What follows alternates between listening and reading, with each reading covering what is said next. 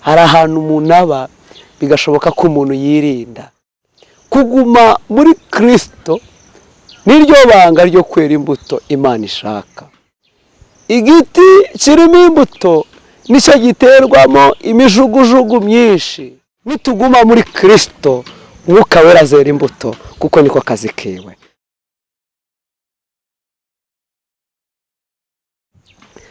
Yesu Kristo ashimwe cyane. Bene data bagenzi mugana mu ijuru, twongeye kandi gushimira Imana duhaye uburyo kugira ngo twumve ijambo ryayo. Ndagira ngo nivuge, nitwa Turamyimana Elia, ngewe tugiye kuganira ijambo ry'Imana.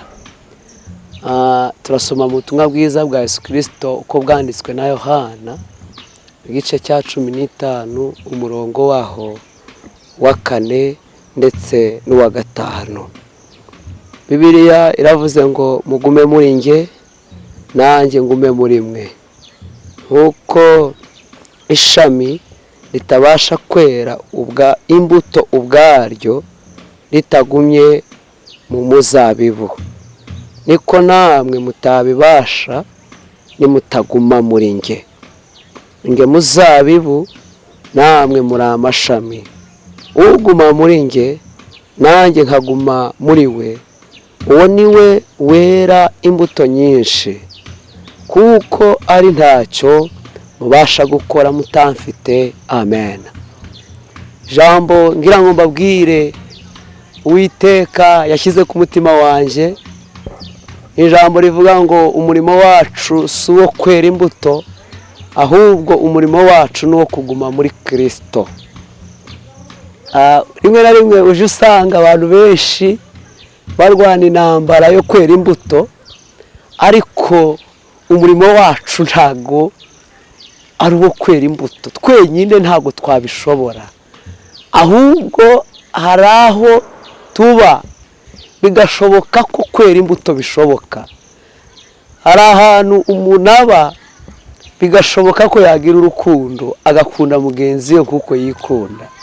Hari ahantu umuntu aba bigashoboka ko umuntu agira neza bigakunda.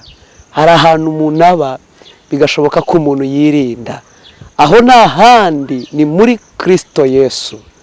Rero ndagira ngo tureke intambara y'ubunyangamugayo, ahubwo turwane urugamba rwo kuguma muri Kristo.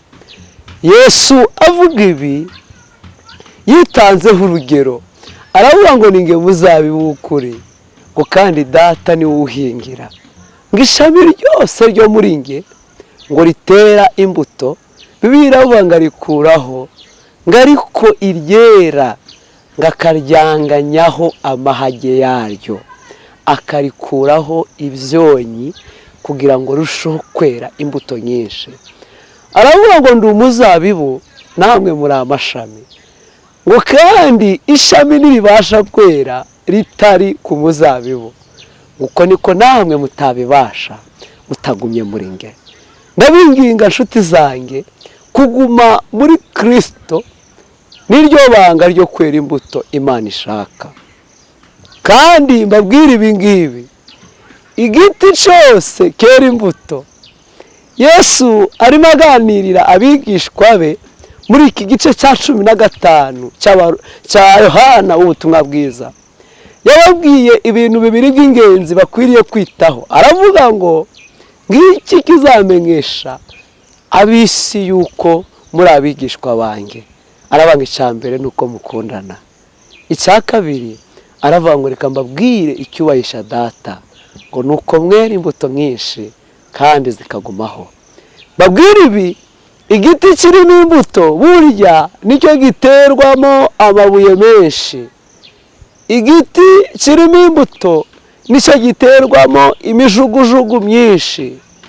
Igiti kirimo imbuto hariho n'abasoroma bagasoroma nabi bavuna amashami y'icyo giti. Ariko ibanga nta rindi ryo gukomeza kwera imbuto, nubwo hari abasoroma nabi, nubwo hari abateramo imijugujugu, ibanga nta rindi nuko tuguma muri Kristo Yesu wabambwe. Imana yacu itubashishe kuguma muri Kristo. imana yacu itubashije kuguma muri Kristo. Yesu arababwira ngo simwe mwanoranije ngo ahubwo ni ngewe, ngo kandi mbashiriraho kugira ngo mwere imbuto nyinshi kandi zigumeho. Ishami ntiribasha kwera ritari ku muzabibu. Ndagira ngo umenye yuko twebwe turi amashami. Izina ry'Imana rihimbazwe. Ndagira ngo umenye yuko kugira ngo ishami ryere nuko rigomba kuba riri ku muzabibu. Ndabinginze ngo tugume muri Kristo Yesu. Tugume muri Kristo Yesu. Our job is not to bear the fruit, but our job is to abide in Jesus Christ. Reka dusenga Imana. Umurimo wacu nuwo kuguma muri Kristo.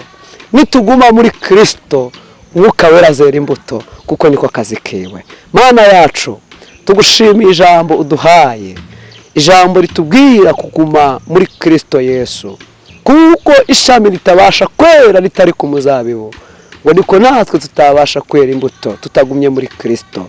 Dusengeye umuntu wese wakijambo kugira ngo umuhe imbaraga zo kunesha ibimushaka kumukura muri Kristo Yesu, ahubwo uduhe kuguma muri wowe, kuko muri wowe gusa ariho bishoboka ko umuntu yakwera imbuto. Twizeye Imana Data mu izina rya Yesu. Amen.